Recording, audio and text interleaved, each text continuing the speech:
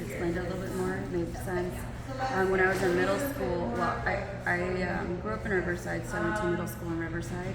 And right behind the middle school, there was Sherman Indian High School. Oh, yeah. Sherman Institute. And so when we were out at PE, we would see the students from that school outside, either having their PE or playing sports. And I always wondered, well, why are they over there? You know, what are they doing? What is that place? Thank you everyone for sharing these celebrations today.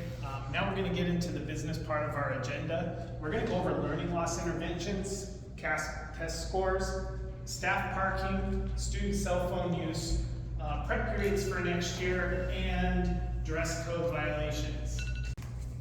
Teachers, are you tired of the same repetitive topics in staff meetings?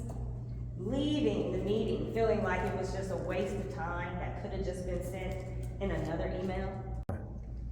Administrators, wouldn't it be great to relaunch professional development Wednesdays on your campus? See your staff present and engaged, and see the best practices implemented in the classroom that increase student achievement. I'm tired of the misconceptions so many have about life on the reserve. I'm tired of being told that the poverty I have seen with my own eyes is inaccurate.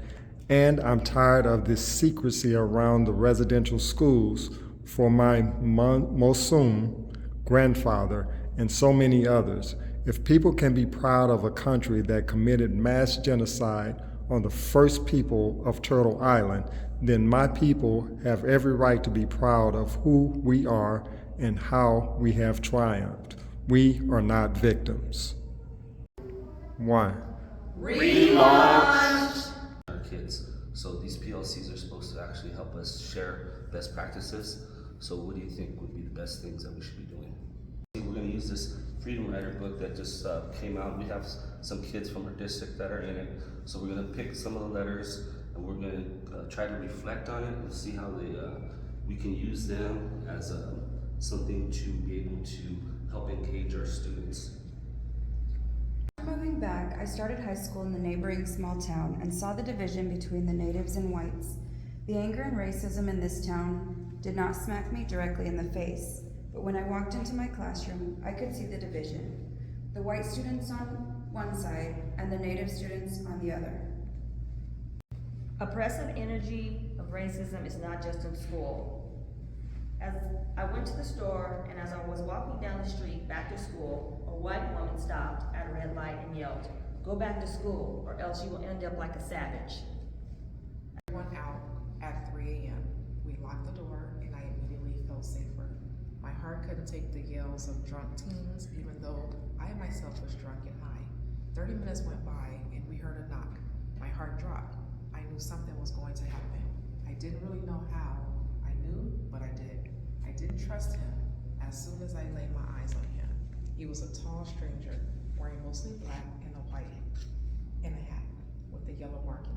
He kept looking at me with his weird expression, and an unsettling feeling entered every pore of my body. That I could only close my eyes until my friend fell asleep. That meant she was safe, but I wasn't safe. I was raped that night. I went into survival mode. I would wake up a bit, but my head was turned and I could only get glimpses of what he was doing. I would fall back asleep or pass out for a few seconds, and then I would wake up again. I pretended to stay asleep to survive. Courage and hope after my sexual assault when I learned that my friends and families were there to support me. My mom gave me the courage to open up about my sexual assault when she shared her own assault with me.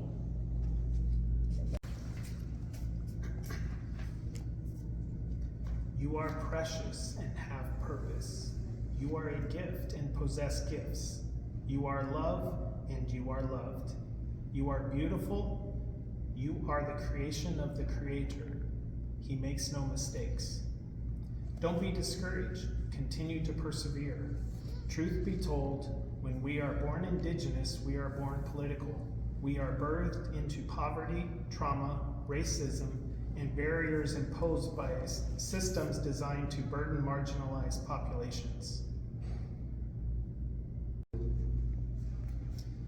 All right, I think at our next PLC, we need to be prepared to come back and answer the question, how were we birthed?